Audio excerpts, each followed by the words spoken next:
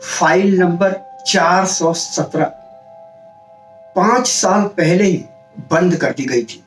File में लिखा था कैब ड्राइवर कनिष्का लापता। लेकिन जो बात फाइल में नहीं लिखी गई थी वो ये थी कि हर रात 2 बजे के आसपास मुंबई लोनावला हाईवे पर एक सफेद कैब अपने आप दौड़ती हुई दिखाई देती है और उस कैब में बैठने वाला कोई भी इंसान पहले जैसा वापस नहीं लौटता, क्योंकि उस कैब की ड्राइवर आज भी अपने आखिरी अधूरे सफर का किराया वसूल कर रही है। दोस्तों, आज की यह कहानी कनिष्का की कहानी है। कनिष्का एक कैब ड्राइवर जिसकी जिंदगी में एक भयानक हादसा होता है और उसके कारण उसकी पूरी जिंदगी तहस नहस तो हो ही जाती है, खत्म भी हो जाती है, पर फिर वो लौट कर आती है।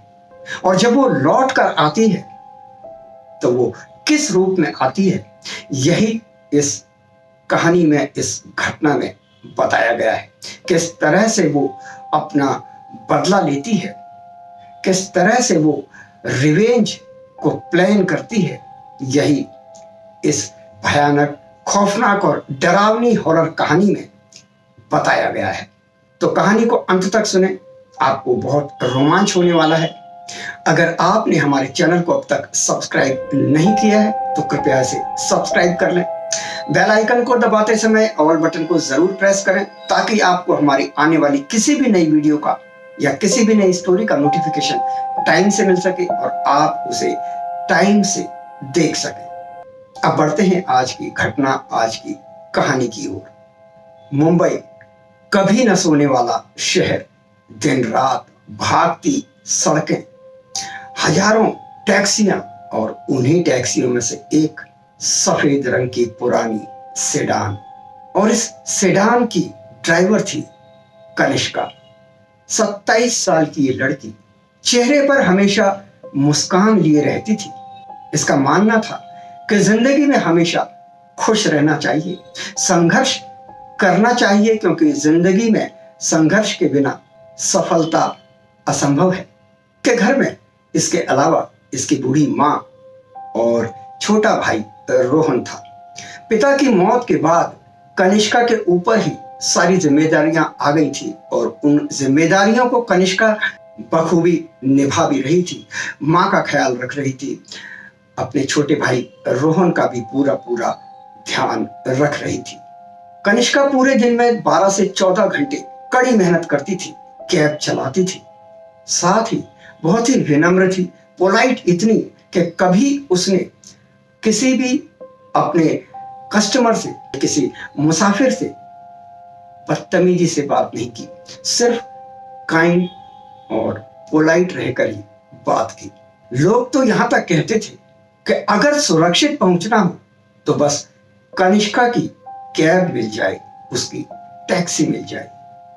लेकिन कोई नहीं जानता था कि उसकी जिंदगी में एक ऐसा मोड़ आने वाला था जो उसकी जिंदगी का रुख पूरी तरह से मोड़ देने वाला था। बरसात की एक रात और रात के बजे थे 11:30। कनिष्का को अपने ऐप पर एक बुकिंग मिली और ये लोकेशन थी एक 5 स्टार होटल की, और वहां उसकी कैब में बैठा एक लगभग 35 साल का आदमी, महंगे कपड़े, हाथ में सोने की घड़ी, गले में सोने की भारी भरकम चेन और उंगलियों में हीरे जवाहरातों से भरी हुई महंगी महंगी अंगूठियां, यानी काफी धनाढ्य व्यक्ति था। बाकी सब चीजें तो ठीक थी, लेकिन जो खराब थी वो ये कि ये धूर्त था। धूर्त किससे था ये आप समझ सकते हैं। इस आदमी का नाम था विक्रम सहगल। कनिष्का इसे बिठाकर, कैब में बिठाकर इसको इसकी गंतव्य तक, यानी जो इसका डेस्टिनेशन था वहां तक लेकर जा रही थी। अभी रास्ते में थी ही कि ये विक्रम सहगल कनिष्का से बदतमीजी करने लगा। पहले इधर उधर की बेकार की बातें करने लगा और उसके बाद बदतमीजी पर उतर आया। कनिष्का ने कई बार विनम्रता से कहा कि सर प्लीज आप ये बातें बंद करिए, मैं आपको आपके डेस्टिनेशन तक छोड़कर अपनी ड्यूटी पूरी करूंगी। लेकिन विक्रम था कि बस उसे तो कुछ और ही चाहिए था, और इसीलिए वो एक लेडी कैब ड्राइवर को देखकर बिल्कुल जैसे धुत तो था ही, तो पागल सा हो गया था कि बस यही मौके का फायदा उठा लूं। अब जब बदतमीजियां बढ़ने लगी, यहां तक बढ़ने लगी कि वो इधर उधर हाथ लगाने लगा कनिष्का, तो कनिष्का ने साइड से गाड़ी रोकी और बोली, सर आप दूसरी कैब कर लीजिए, मैं आपको इससे आगे नहीं ले जा सकती। ये कहकर कनिष्का गाड़ी से नीचे उतर गई। अब गुस्से में विक्रम सहगल भी गाड़ी से नीचे उतरा और बोला, लड़की तू मुझे जानती नहीं है कि मैं कौन हूं, तू एक मामूली कैब ड्राइवर है, अपनी औकात में रह। ये तो मैं हूं जो मेरा दिल तुझ पर आ गया, तेरी खूबसूरती देखकर मैं मचल गया। तू सिर्फ पैसे बोल और मुझे खुश कर। अभी ये बातें चल ही रही थी कि आसपास से इधर उधर से गुजरने वाले लोग वहां पर इकट्ठा होना शुरू हो गए, और ये देखकर विक्रम सहगल उस लड़की कनिष्का से थोड़ी दूरी बनाने लगा। लेकिन जाते जाते वो इतना जरूर बोल गया कि तुमने मुझसे पंगा लिया है, बहुत गलत आदमी से पंगा लिया है, मैं तुम्हें कभी भूलूंगा नहीं, याद रखना मुझे, मेरा नाम है विक्रम सहगल। कनिष्का ने इस तरह कई बार कस्टमरों को झेला था, जो कभी अपने आप में नहीं रहते थे, धोत रहते थे तो कुछ भी बोलते थे, और अगले दिन चीजें सामान्य हो जाती थी, नॉर्मल हो जाती थी, तो वो अपनी कैब में बैठती है और निकल लेती है। ये वैसे भी उसकी आखिरी राइड थी आज की, पर उसे नहीं पता था कि अब उसकी जिंदगी की उल्टी गिनती शुरू हो चुकी थी। और इसके 3 दिन बाद अमावस्या की वो रात आई, जब रात के 1:45 बज रहे थे, तेज बारिश हो रही थी, और कनिष्का को अपनी आखिरी बुकिंग मिली। लोकेशन मुंबई से बाहर जाती एक सुनसान सड़क। कनिष्का ने सोचा ये आखिरी राइड है, इसके बाद सीधे अपने घर निकल जाऊंगी। उसने कॉल रिसीव की, उधर से आवाज आई, जल्दी आइए, देर हो रही है। कनिष्का लोकेशन की ओर निकल पड़ी। सुबह होती है, सुबह, मॉर्निंग, मुंबई की मॉर्निंग। कनिष्का का कोई पता नहीं, कनिष्का घर ही नहीं पहुंची। माँ बार बार फोन कर रही थी, लेकिन फोन स्विच ऑफ जा रहा था। रोहन और उसकी माँ पुलिस के पास गए, थाने में शिकायत दर्ज कराई, रिपोर्ट दर्ज कराई, और जब पुलिस ने तहकीकात की, अपनी खोजबीन शुरू की, तो 3 दिन बाद कनिष्का की कार, उसकी जो कैब थी, जंगल में मिली। कनिष्का का कोई पता नहीं चला। पुलिस ने काफी खोजबीन की और आखिरकार पुलिस ने फाइल बंद कर दी, केस क्लोज हो गया। 5 साल बीत गए इस हादसे को। विक्रम की अब शादी हो चुकी थी। उसकी पत्नी नेहा, जिसे अपने पति के अतीत के बारे में ज्यादा कुछ पता नहीं था, और खासतौर से उसके घिनौने कामों के बारे में तो बिल्कुल भी उसे अंदाजा तक नहीं था। विक्रम की उम्र भी काफी हो चुकी थी, वो मैच्योर तो था ही, तो नेहा भी यही समझती थी कि एक मैच्योर बंदा है, मैच्योर इंसान है, इतना पैसा है, दौलत है, शोहरत है, तो अच्छी छवि वाला ही इंसान होगा। और यही सोचकर नेहा ने उससे शादी भी की थी। अब एक दिन दोनों ने फैसला किया कि इस वीकेंड हम लोनावला चलते हैं, घूम फिर कर आएंगे, मौज मस्ती करेंगे और रात को निकलेंगे ताकि ट्रैफिक भी कम मिले। उन्हें क्या पता था कि कोई 5 साल से इसी रात का इंतजार कर रहा था। वहां रात के ठीक 2:17 हो रहे थे। ये सफर पर थे कि तभी जीपीएस ने अचानक से मैसेज दिया, रूट चेंज्ड, विक्रम चौंका क्योंकि उसने तो रूट चेंज किया ही नहीं था, उसने कोई रास्ता बदला ही नहीं था। फिर भी कार खुद ब खुद पुराने जंगल वाले इलाके में घुस गई, जाने लगी। स्टीयरिंग पर विक्रम का कोई कंट्रोल जैसे रह ही नहीं गया था। नेहा घबरा गई, बोली, विक्रम ये क्या है, ये सब क्या है, और ये कौन सा रास्ता है, ये तो जंगल है, ऐसा लग रहा है हम जंगल में जा रहे हैं। विक्रम घबरा गया था, उसके चेहरे पर पसीने की बूंदें साफ दिखाई दे रही थी। ये सड़क जो जंगल के अंदर जा रही थी, ये उसे काफी जानी पहचानी लग रही थी। तभी कार का इंजन अपने आप बंद हो गया, मोबाइल का नेटवर्क भी चला गया। चारों तरफ सिर्फ कोहरा ही कोहरा, धुंध ही धुंध, और फिर कोहरे के बीच धीरे धीरे 2 हेडलाइट्स चमकती दिखाई दी।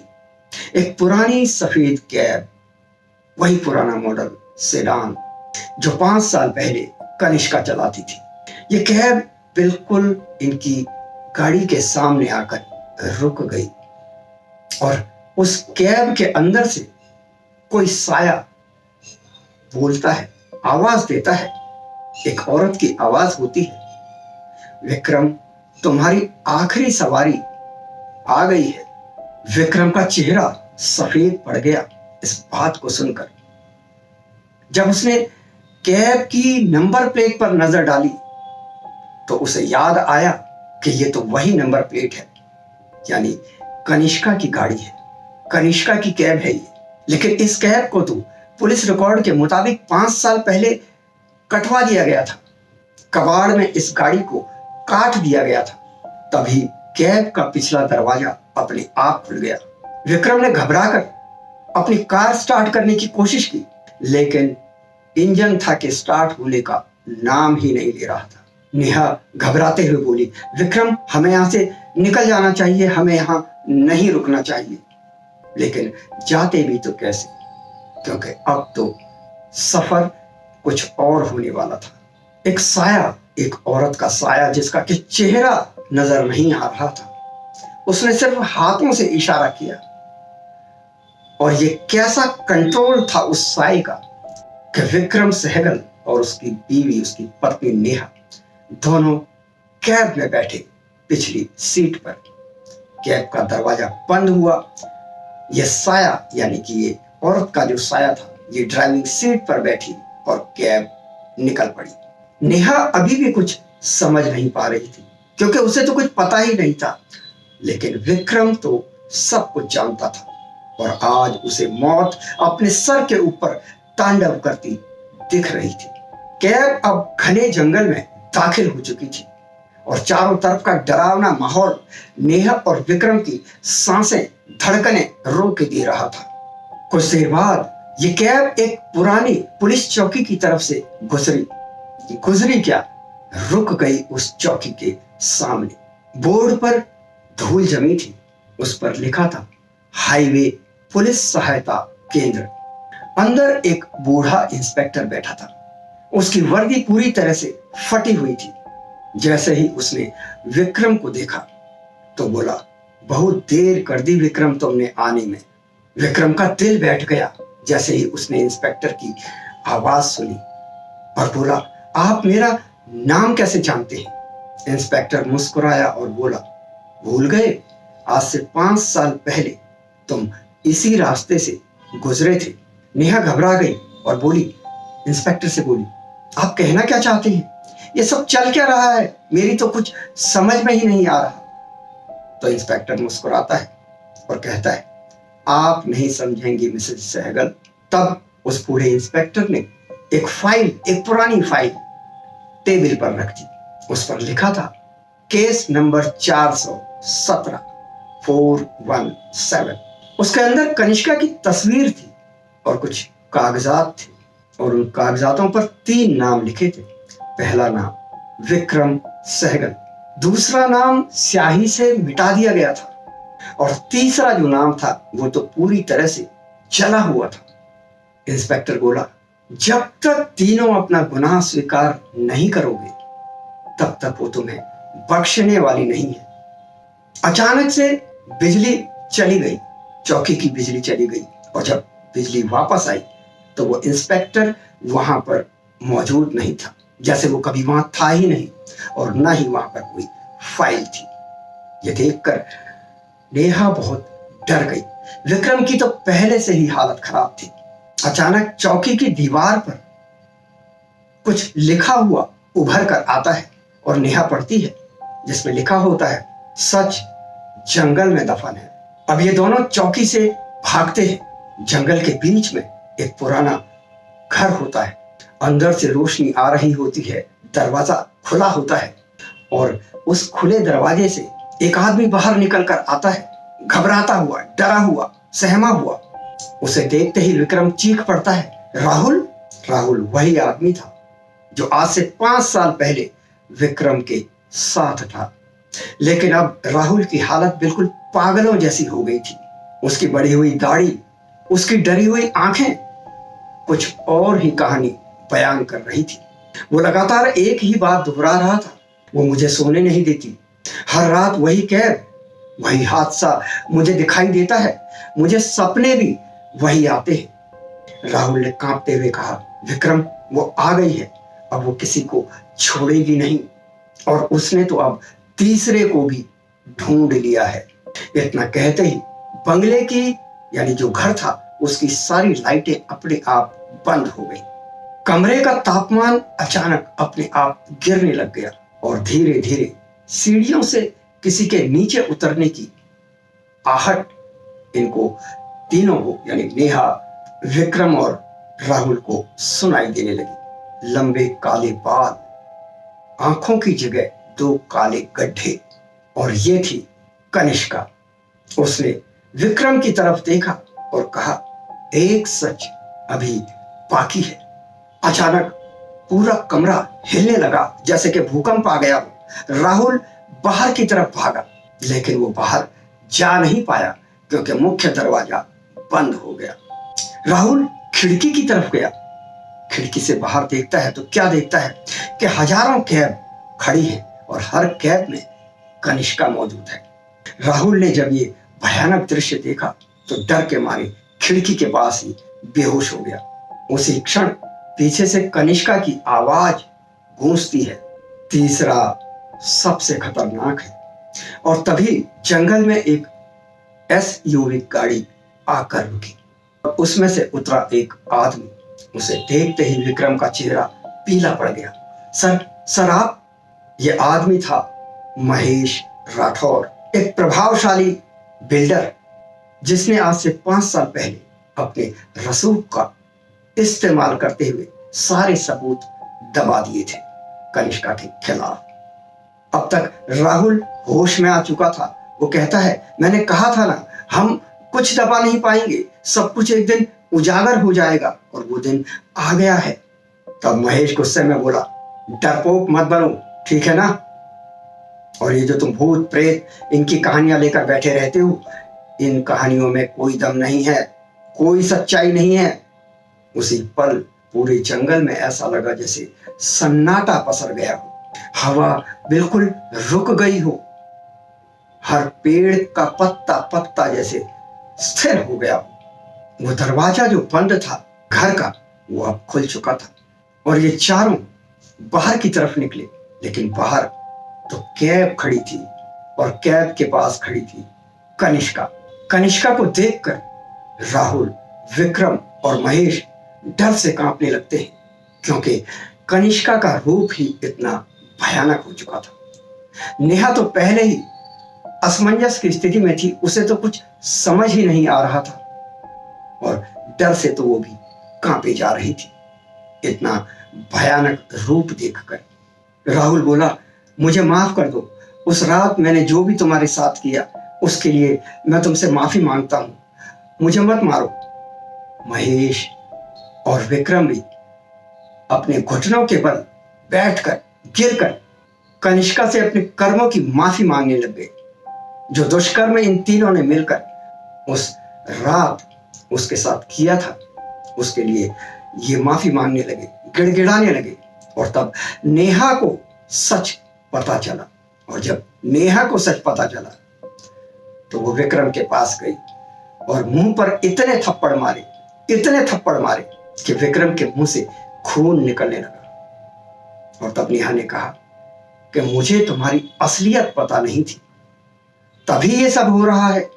मैं तो समझ ही नहीं पा रही थी कि आखिर ये हो क्या रहा है। तुम तीनों इंसान नहीं, दरिंदे हो। एक मासूम लड़की की तुमने पहले उसके साथ गलत काम किया और उसके बाद उसे मौत के घाट उतार दिया। तुम्हारे साथ जो भी हो रहा है वो बहुत कम हो रहा है। नेहा बोली, तुम्हें तो पुलिस के हवाले कर देना चाहिए। सुबह होते ही तुम तीनों पुलिस की हिरासत में होगे। तो कनिष्का अट्टहास करती है, हंसती है बुरी तरीके से और कहती है, पुलिस के पास तो ये तब जाएंगे ना जब ये बचेंगे। और इसके बाद हवा में जब वो अपने हाथों को लहराती है तो ये तीनों बिल्कुल हवा में काफी ऊंचे 20, 25, 30 फुट ऊंचे उड़ जाते हैं। और वहां से जब गिरते हैं तो नीचे इनकी धड़ाम से बॉडी बिल्कुल बेजान हो जाती है। नेहा को दुख तो था कि उसका पति अब इस दुनिया में नहीं था, पर उसे बिल्कुल भी मलाल नहीं था। और वो कहती भी है कि तुम जैसे लोगों के साथ यही होना चाहिए।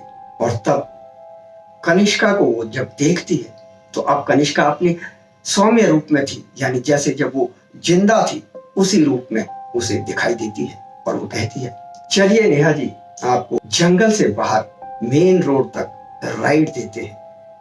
नेहा थोड़ा घबराती है, लेकिन अब तक वो काफी सख्त हो चुकी थी। और नेहा बैक सीट यानी कार के पीछे की सीट पर न बैठकर कनिष्का के साथ वाली सीट पर ही बैठती है। दोनों मौन धारण किए रहते हैं। गाड़ी आगे बढ़ रही होती है। कनिष्का के चेहरे पर अब सुकून और मुस्कान थी। और नेहा सोच रही थी कि उसने किस दुष्ट इंसान से शादी की, क्यों नहीं उसके बारे में पहले सारी जांच पड़ताल की। कुछ ही देर में नेहा मेन रोड पर थी और वहां से उसने एक कैब की और अपने घर के लिए रवाना हुई। तो दोस्तों, कहानी खत्म होती है यहाँ पर। ये कहानी आपको कैसी लगी हमें कमेंट बॉक्स में लिखकर जरूर बताएं। चैनल को सब्सक्राइब कर दें। वीडियो अगर पसंद आई हो तो इसे अधिक से अधिक लोगों तक शेयर करें। मैं लेता हूं अब आपसे इजाजत, फिर मिलता हूं अगली वीडियो में। नमस्कार।